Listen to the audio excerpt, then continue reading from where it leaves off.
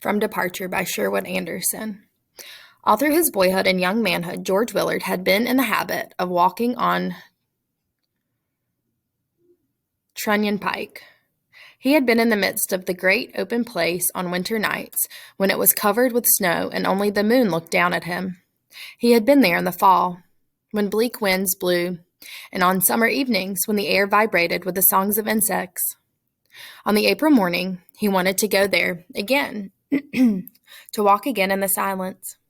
He did walk to where the road dipped down by a little stream 2 miles from town, and then turned and walked silently back. When he got to Main Street, clerks were sweeping the sidewalks before the stores. "Hey, you George. How does it feel to be going away?" they asked. The westbound train leaves Winesburg at 7:45 in the morning. Tom Little is conductor. His train runs from Cleveland to where it connects with a great trunk line railroad with terminals in Chicago and New York. Tom has what in railroad circles is called an easy run. Every evening he returns to his family. In the fall and spring, he spends his Sundays fishing in Lake Erie. He has a round red face and small blue eyes. He knows the people in the towns along his railroad better than a city man knows the people who live in his apartment building. George came down the little incline from the new Willard house at 7 o'clock. Tom Willard carried his bag. The son had become taller than the father. On the station platform, everyone shook the young man's hand. More than a dozen people waited about. Then they talked of their own affairs. Even Will Henderson, who was lazy and often slept until 9, had got out of bed. George was embarrassed. Gertrude Wilmot, a tall, thin woman of 50 who worked in the Winesburg post office, came along the station platform. She had never before paid any attention to George. Now she stopped and put out her hand. In 2 words, she voiced what everyone felt. "Good luck," she said sharply, and then, turning, went on her way. George glanced up and down the car to be sure no one was looking, then took out his pocketbook and counted his money. His mind was occupied with the desire not to appear green. Almost the last words his father had said to him concerned the matter of his behavior when he got to the city. "Be a sharp one," Tom Willard had said. "Keep your eyes on your money. Be awake. That's the ticket. Don't let anyone think you're a greenhorn." After George counted his money, he looked out of the window and was surprised to see the train was still in Winesburg. The young man, going out of his town to meet the adventure of a life, began to think, but he did not think of anything very big or dramatic.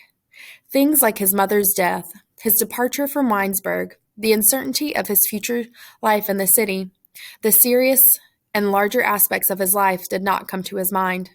He thought of little things, Turk Smollett wheeling boards through the main streets of his town in the morning, a tall woman, beautifully gowned, who had once stayed overnight at his father's hotel, Butch Wheeler, the lamplighter of Winesburg, hurrying through the streets on summer evening and holding a torch in his hand, Helen White standing by a window in the Winesburg post office and putting a stamp on an envelope. The young man's mind was carried away by his growing passion for dreams. One looking at him would not have thought him particularly sharp. With a recollection of the little things occupying his mind, he closed his eyes and leaned back in the car seat. He stayed that way for a long time, and when he aroused himself and again looked out the car window, the town of Winesburg had disappeared, and his life there had become but a background on which to paint the dreams of his manhood. Question 1. How does George's attitude toward his hometown change as events unfold? A. He begins to miss scenes of his childhood. B. He feels the town now belongs to his past. C. He thinks that the townspeople are critical of him. Or D. He begins to enjoy speaking with people of the town. Question number 2.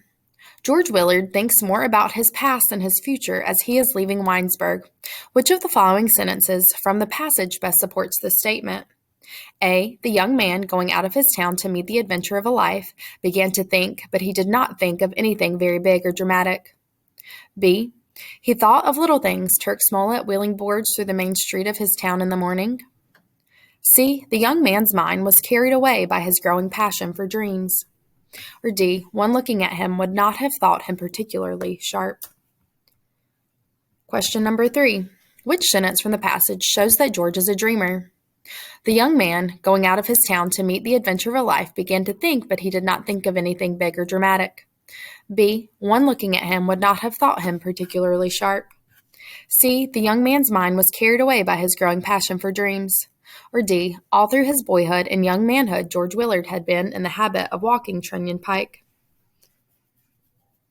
Question number 4. Which sentence from the passage shows that George is responsible? A. His mind was occupied with a desire not to appear green. B. With the recollection of little things occupying his mind, he closed his eyes and leaned back in the car seat. C. On the station platform, everyone shook the young man's hand. D. George glanced up and down the car to be sure no one was looking, then took out his pocketbook and counted his money. Question number 5. George has a hard time leaving Winesburg because he realizes how much the people and places have meant to him. Which character trait does this show? A. Sentimental, meaning of or prompted by feelings of tenderness, sadness, or nostalgia. B. Indifferent, meaning having no particular interest and sympathy, unconcerned. C. Cautious, meaning careful to avoid potential problems or dangers. Or D. Greedy, meaning having or showing an intense and selfish desire for something, especially wealth or power.